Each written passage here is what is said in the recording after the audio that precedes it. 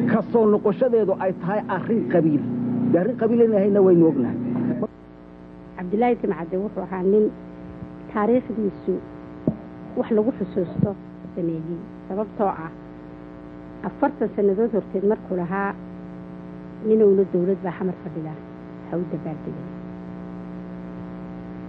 waxaynu ninowna dawlad baa xamar fadhida hawda baaldegay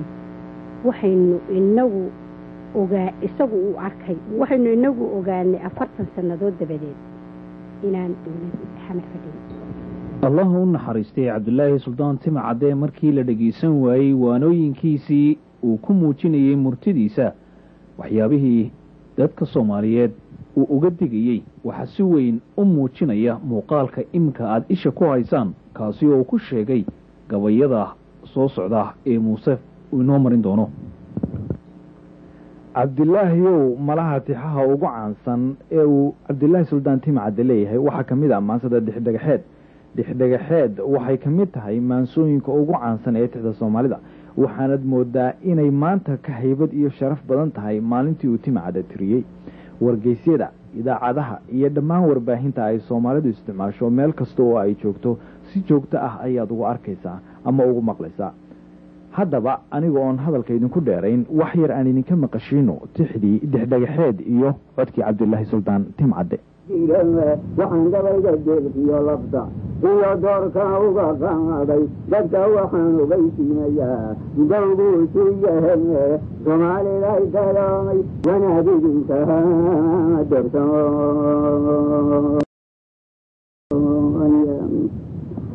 Soomaalida ay wanaagidinka doortooye dohra bari dareeriga badiyo saylac darifkeeda بشكون فريديو إلى وريدة داعيدة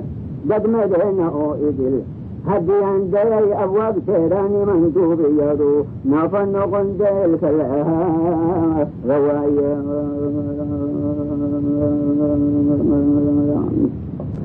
قد مدهنا أو إدل هدي عندي أبواب سيراني نفن قندل كلها دنيا دعوة وحاقريبي دقيقي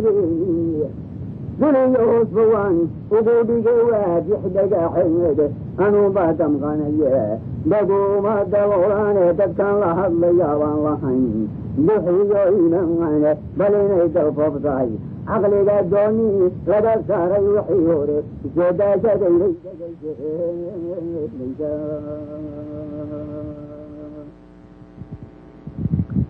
Cabdullaahi inaga oo wali sii wadana Cabdullaahi Suldaan Timcade maansooyinka uu Soomaalida kula dardaarmay aad iyo aad ayay u badnaayeen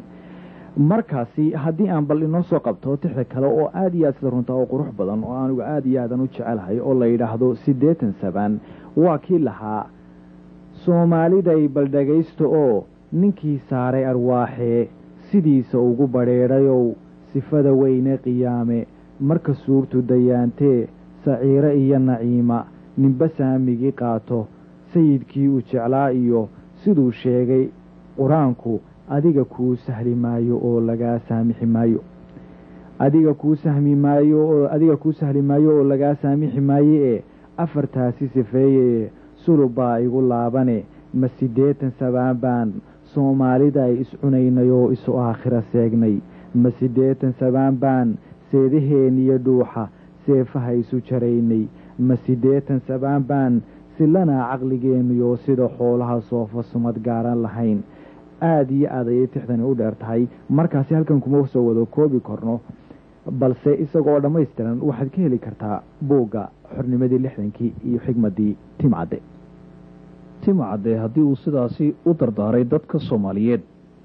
sidee ayay haddaba u xuseen abwaanada maanta garowsan xaadirna u ah xaaladaha xun ee uu ka digay Timcade waa kan Cali Geedi oo tix uu kula hadlayo Allah u naxariistay Cabdullaahi Suldaan Timcade uu uga warramayo wixii dhacay ee uu ka dardaaray Timcade Cabdullaahi Suldaan Cabdullaahi naxariistay ayuu xanaanaya waraabuhu inuu yahay marka la Soomaaliya kala tagi marka la hayo waraabaha qadida u jeediyay وما تسكر على الدوام كده اللي هذا هو حكى دعوة ويقول رابه burwaaguba kolkuu didi jiraa duudda ku ogeyde timacdu ku leeyahay burwaaguba kolkuu didi jiraa duudda ku ogeyde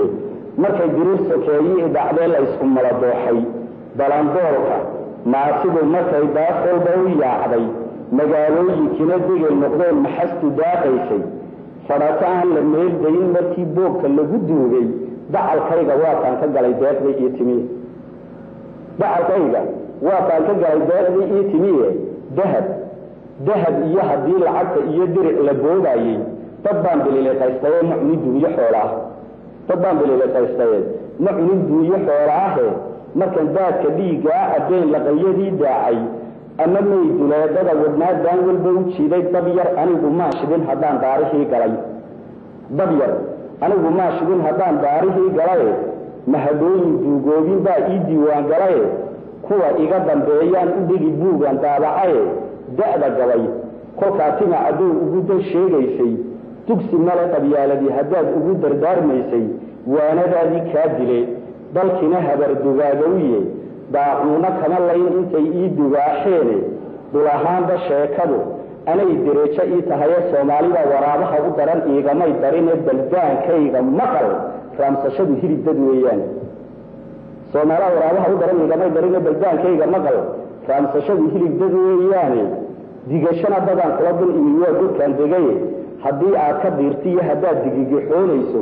nin warkiisi dilay waa tahoo degeedi kaa dheere waxba aniga hay dudin anaa doorka maanta lehe adna iilku yuu kugu dumina dayse luxudkaaga afartaa waraabaha dallacay sharaf dugaageed dheh durdurada dareen bahal wax cunay daraaracdiisii dheh gabaygana duruufaha waktiga digarogaygii dhegul